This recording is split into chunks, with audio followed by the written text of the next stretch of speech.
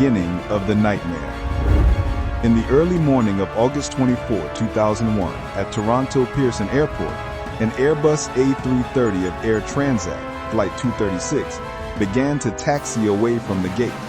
On board were 293 passengers and 13 crew members, preparing for a transatlantic flight of more than 7 hours to Lisbon, Portugal. Before takeoff, the aircraft was loaded with nearly 47 tons of fuel, 5 tons more than the mandated minimum, enough for a safe flight across the vast ocean. Captain Robert Pichet, a seasoned pilot with over 17,000 flight hours, along with young First Officer Dirk de Jager, sat in the familiar cockpit of the A330. They performed a final check of the engine parameters, fuel system, and pressure, and everything showed green, stable, safe. There was no warning sign that only a few hours later, the entire flight would become one of the most serious incidents in the history of modern civil aviation. The A330 left the runway, heading straight east. The Canadian night was silent. The ocean ahead was merely an endless dark expanse. When the aircraft reached its cruising altitude of 39,000 feet, all parameters remained within the standard limits. In the cockpit, the dim blue light from the control panel reflected on the faces of the two pilots, who believed they were conducting a normal flight like thousands before. Neither of them knew that deep inside the aircraft's right wing, a small technical detail from maintenance 4 days earlier was waiting to trigger a chain of events that would test all limits of skill, courage, and luck. The small flaw. 4 days before the fateful flight, the Airbus A330 Air Transat Flight 236 was brought into the maintenance hangar to replace one of its 2 engines. The reason seemed simple. Technicians found metal shavings in the oil, a sign of internal engine wear. The engine replacement procedure is familiar in the aviation industry, but this time was different. The replacement engine was not the same configuration as the old one. One was a pre-service type, and the other was post-service, meaning there were minor differences in the design of the pipes and accessories. The technical team had to find a way to make it fit. They bent, adjusted, and reassembled the fuel and hydraulic line system in a temporary manner, just enough for the plane to operate stably on the ground. No one on the technical team or the flight crew knew that only a few days later, it was from this point of contact that tons of fuel would leak out over the Atlantic Ocean, turning a routine flight into a fight for survival in the air. The misinterpreted sign. As the Airbus A330 left Canadian airspace and headed into the Atlantic, everything seemed normal. On the control panel, the indicators gradually stabilized. But a few hours later, something strange began to appear. The oil pressure of the right engine increased, while the temperature decreased. The fuel imbalance warning, an imbalance of fuel between the 2 wings, illuminated. It is a common warning, often occurring when a sensor is faulty or the electronic system temporarily malfunctions. Based on years of experience, the crew believed they were facing a display error. They rechecked the system, called the maintenance center in Toronto, but no one considered the possibility of an actual fuel leak. In the cold night air over the Atlantic, the A330 remained stable, further reinforcing the belief that this was only a false warning. According to procedure, when there is a fuel imbalance, the pilots open a valve to transfer fuel from the heavy wing to the light wing to balance the aircraft. They did exactly that. But that action, instead of solving the problem, unknowingly paved the way to disaster. The balance valve connecting the 2 wings allowed fuel to flow through the pierced pipe, and through it, tons of fuel were suctioned out faster. On the control panel, the readings still appeared logical, as the system could not measure the actual amount of fuel lost. In a few hours, that large aircraft lost up to 12 to 15 tons of fuel without anyone realizing it. That was a human error, not due to carelessness, but due to trusting technology more than technical intuition. And in the world of aviation, Just one such misjudgment is enough to determine the fate of an entire flight. When procedures were ignored. The fuel imbalance warning remained on, but the Airbus A330 continued to fly steadily and the engines ran smoothly. For the flight crew, this further reinforced their belief that it was only a sensor error or a software glitch. They had seen similar false warnings in the past, and each time it was just system noise. That belief caused them to overlook the more serious possibility, an actual fuel leak. In the flight manual, Airbus has a clear procedure for a fuel leak situation. It requires pilots to close valves, isolate the system, monitor the fuel level in each engine, and identify the cause. But in this case, that procedure was never performed. They did not correctly name the problem, so they did not take the correct steps to handle it. Investigators later called this a framing bias, the psychological tendency for people to focus only on the hypothesis they believe to be correct, and then arrange all the facts to reinforce that belief. When the pilots believed the error came from the electronic system, all other signs, oil pressure, low temperature, rapid fuel level decrease, were interpreted as harmless.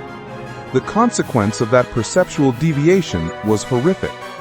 Had they strictly followed the fuel leak procedure, the aircraft would have had enough fuel to land safely with about 4 tons left in the tanks. But instead, the fuel continued to pour out through the pierced line. Now, they were no longer simply facing a warning, but an aircraft crossing the Atlantic that was slowly running out of fuel, and no one in the cockpit realized it. When the sky went silent. When the fuel level dropped to a critical level, the crew was forced to act. They requested a diversion to Lajes Air Base on the Azores Islands, the nearest landing point in the middle of the Atlantic. But by then, there was not much time left. The fuel level dropped faster than any calculation, and only a few minutes later, the right engine had to shut down. The warning sounded, then fell silent. The Airbus A330 lost half of its thrust. They tried to maintain altitude, trying to prolong the remaining distance. But the fuel in the left wing was also running out. When the clock showed less than 2 minutes later, the remaining engine also stopped operating. Both sides were silent. The plane now had no engines, no electricity, no hydraulic pressure.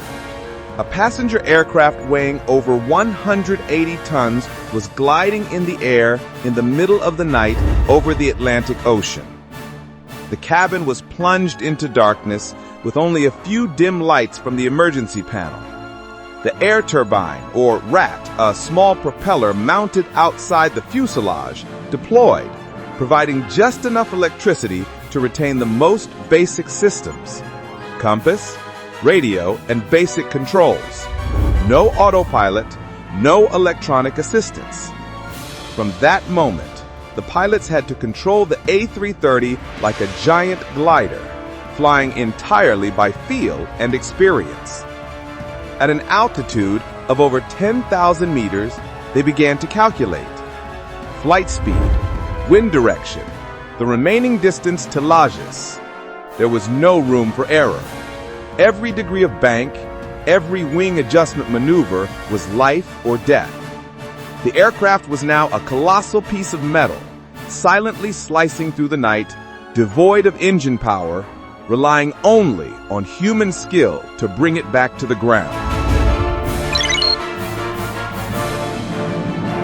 The unbelievable landing in the middle of the Atlantic. As the Air Transat Airbus A330 glided through the night with both engines dead, the only remaining goal was the Lajes runway, over 120 kilometers away. Altitude dropped rapidly. The speed was still higher than the safe limit. No engines meant no thrust to adjust, no hydraulic system for deploying flaps or speed brakes. The crew could only rely on wind speed and the wing's angle of attack to keep the enormous aircraft under control. When the Azores coastline appeared, they knew this was their last chance.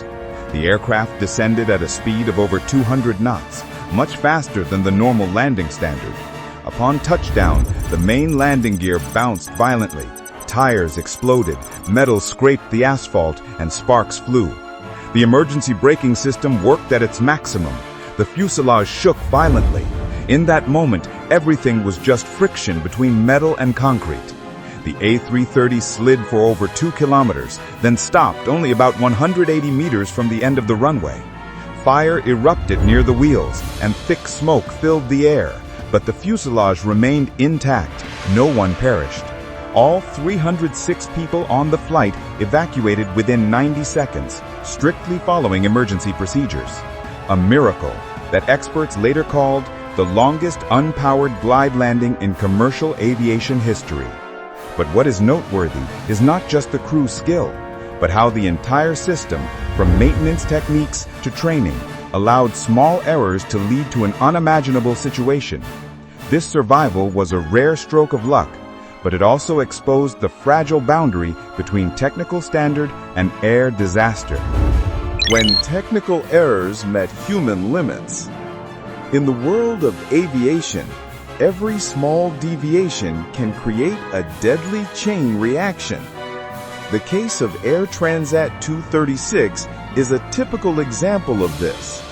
It all started with a detail that seemed harmless. A fuel line in the engine was installed incorrectly after the maintenance process. That small flaw created a leak point, and from there, fuel began to leak out into the air throughout the journey. In the cockpit, the crew noticed unusual readings but came to the wrong conclusion.